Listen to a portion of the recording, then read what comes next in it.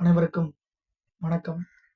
இன்னைக்கு ஜனவரி 2ஆம் தேதி அமெரிக்க அறிவியல் புனைகதை எழுத்தாளர் ஐசக் அசிமோவ் அவருடைய பிறந்த தினம் என்று.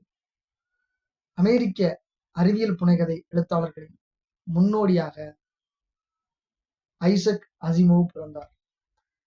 ஜனவரி 2, 1920 பிறந்தவர். ரஷ்யாவில் பிறந்தவர். ஆனா இவருடைய புகழ் எல்லாம் அமெரிக்காவிலேயே கடைசியில வாழ்ந்து முடிச்சதுனால, சின்ன வயசுலயே மைக்ரேஷன் குடிபெயர்ந்ததுனால, அங்க போய் இமிகிரேஷன் ஆனதுனால இவர் அமெரிக்க குடிமகனாவே கருதப்படுகிறார். அதனால புகழ் எல்லாம் அமெரிக்காவுக்கு போயிடுச்சு. 3 வயதில் இவரது குடும்பம் அமெரிக்காவுக்கு குடிபெயர்ந்தது. அப்பாவின் மிட்டாய் கடையில் அசிமோ உட்பட குடும்ப உறுப்பினர்கள் வேலை பார்த்தனர். அதீத நினைவாற்றல், அறிவு கூர்மை கொண்டவர் இவர். 5 வயதில் தானாகவே எழுத படிக்க கற்றுக்கொண்டார். படிப்பது வீண் வேலை, தொழிலை பார் என்பார் அப்பா. இவருக்கோ எழுத்து, படிப்பு மீது அளவு கடந்த ஆர்வம். பள்ளியில் அனைத்து வகுப்புகளிலும் முதல் மாணவனாக வந்தார். சிறு வயதிலேயே அறிவியல் புனைகதைகளை படிக்க தொடங்கினார். 11 வயதில் கதை எழுதினார். 19 வயதில் இவரது கதைகள் நாளிதழ்களில் வெளிவந்தன. ரசிகர்களும் உருவானார்கள். கொலம்பியா பல்கலைக்கழகத்துல 1938 வேதியியலில் முதுகலை பட்டம் பெற்றார். கடற்படையில் 3 ஆண்டுகள் பணிபுரிந்தார். 1948 உயிர் வேதியியலில் டாக்டர் பட்டம் பெறுகிறார். 1950 இவரது கதை தொகுப்பு ஐ ரோபோ அப்படின்றது வெளிவருகிறது. அடுத்த ஆண்டே இவரது பவுண்டேஷன் நாவல் வெளிவந்தது. படைப்பாற்றல் மிக்க இவரது கதைகள் உலகம் முழுவதும் பிரபலமாயின.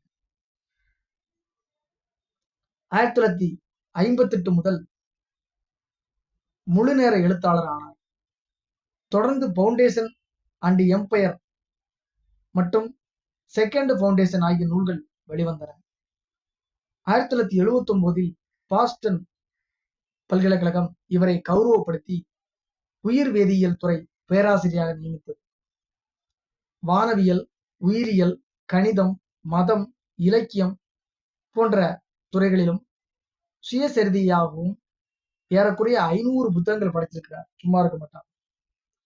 90,000 கடிதங்கள் எழுதியிருக்கிறார். 3 வருஷத்துக்கு 1000 கடிதம் அப்படின்னு கணக்கு பார்த்தா கூட கிட்டத்தட்ட 10 வருஷத்துக்கு 30 வருஷத்துக்கு 10,000 கடிதம் எழுதியிருப்பாரு.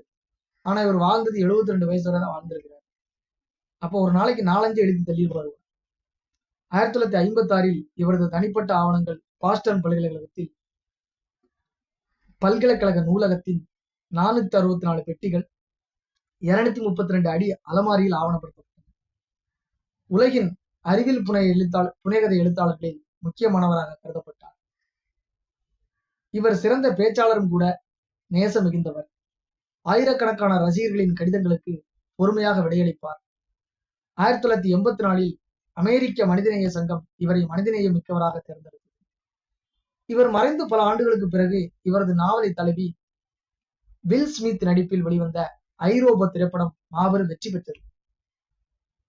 அந்த நூலை வச்சு படம் எடுத்து அது வெற்றி அடைந்தது.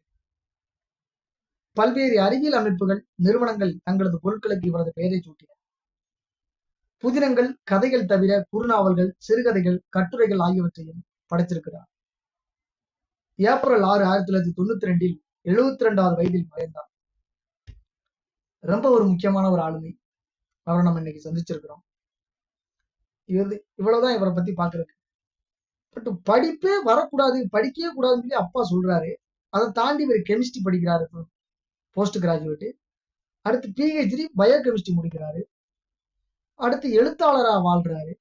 ஒரு காம்ப்ளெக்ஸான multi tasking, variation, multi disciplinary tasking,